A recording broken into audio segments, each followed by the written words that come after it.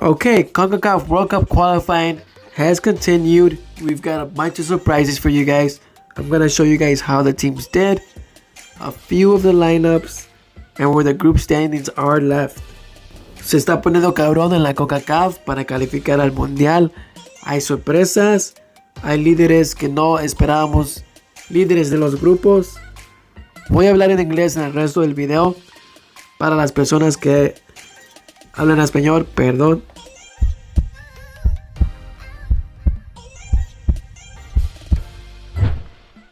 Folks, the eliminations for the World Cup qualifying in Concacaf has started. And I'm going to start off where I left off last. El Salvador against Granada. That match ended 2-0. And we're going to go quick over the lineups just so you guys could see it. El Salvador went out with a 4-3-2-1, which usually goes into a 4-5-1 depending on the rival. The average age of the players is 29.7, and for Granada, the average age is 28.2. Granada is not a very big country.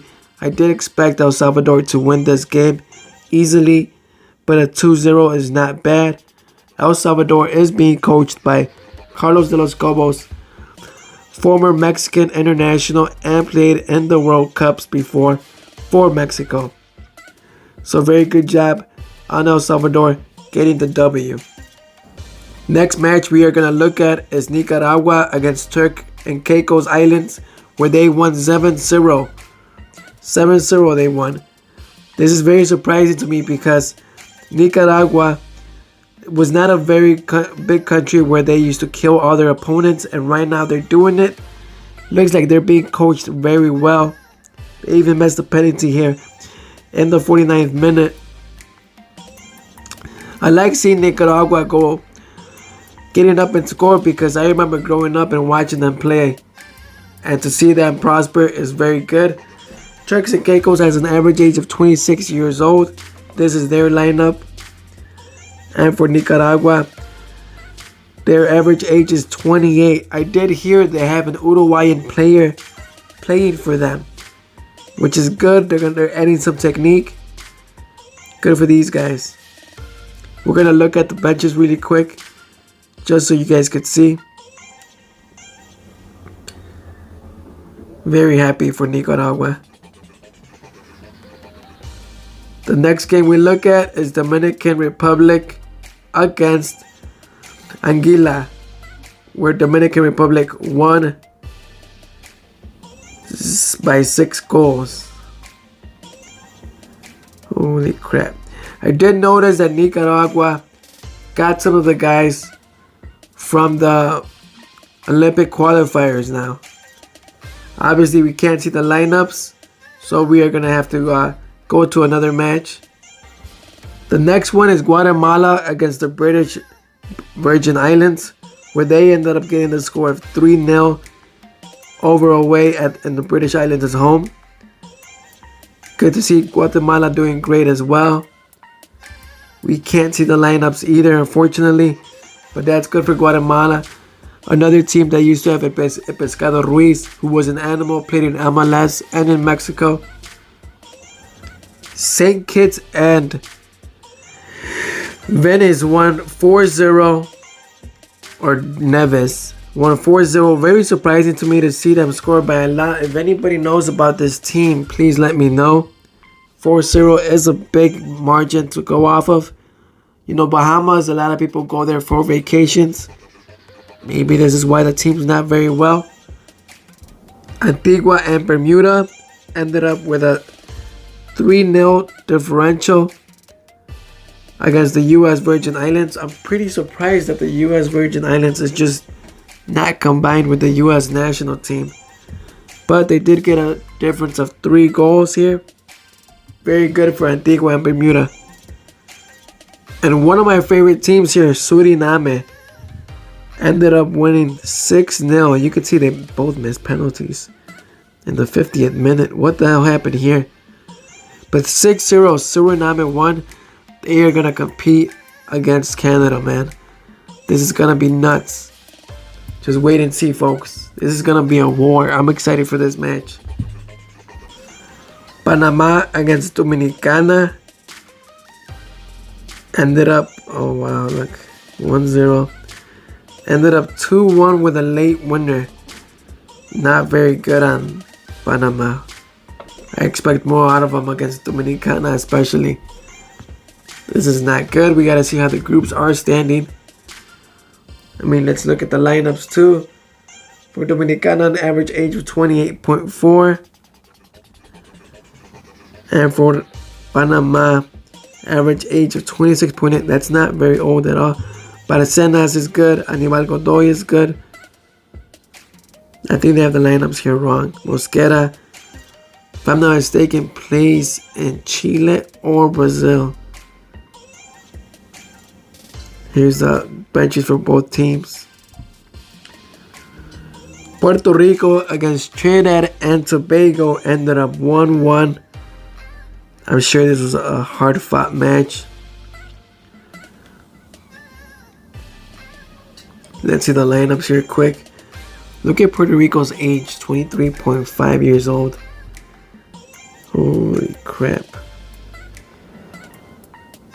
I think that Puerto Rico is going to get a lot better.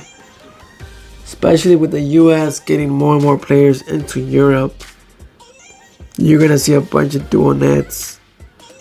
Like I said before in my previous video, David Sarakan is very good at coaching. Was interim coach for the US before Greg Berhalter showed up. Now this next game between Curacao and Cuba ended up 2-1. And all the goals were in the first half. Onel Hernandez, who I heard, actually no, there's another Hernandez in the Costa Rican team from Cuba actually. And look at that. Ranked 76th in the world against 180th, and they barely won 2-1. But it happens. You always have a bad game here and there. Nicaragua and Montserrat ended up being a 1-1 scoreline. Very surprising outcome. You know, Montserrat being ranked 183rd in the world. Wow. El Salvador is ranked 70th. Very surprising here. And the last game with Canada that just finished a few hours ago, Canada won 11-0. They played a team of an average age of 24 years old. That's really young. And look at this, 11-0. Corbeño, I'm pretty sure, plays in Wolverhampton in England. Kay plays in LAFC. Miller, does he play in Liverpool? He's owned by Liverpool. Piet plays in Canada, part of the MLS. We all know Alphonso Davis. But this is nuts. 11 goals. Wow. Wow. I'm telling you, they are going to play Suriname in a life or death game. This is going to get nuts. And just look at where all these goals came from.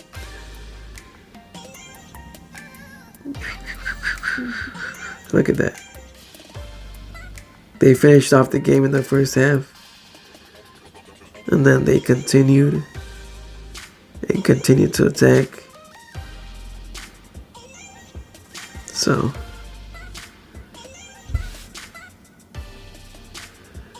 Let's look at the standings, folks. In Group A, Antigua and Bermuda are first above El Salvador with a point differential of 1 goal. This is gonna be nuts. Remember, Group A plays Group F. So let's just skip down to Group F quick. And it's St. Kitts and Nevis with 6 points with a Puerto Rico. Wow.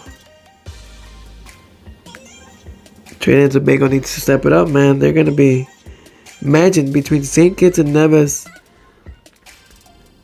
and Antigua, Bermuda. One of these guys could make the hexagonal. Very interesting. Group B, Canada leads it with a goal differential of 15. And Suriname is right behind. Why couldn't Suriname be with these guys or something? Or Group F. So this is going to be a war. They're going to face Group E, which would be Nicaragua, who's actually tied in points against Haiti with a +7 though. So let's look at Group D. Dominican is up. That's a surprise too. That is a very good look at that. Goal differential +7. So we've got a bunch of surprises here, except this one. This one's gonna be tight too. Curacao barely beat Cuba, so Guatemala is gonna give them a fight.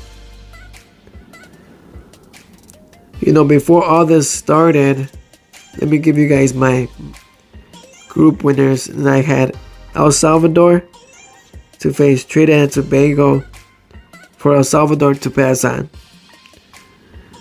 Then I had Haiti, which is upsetting me right now, to play Canada.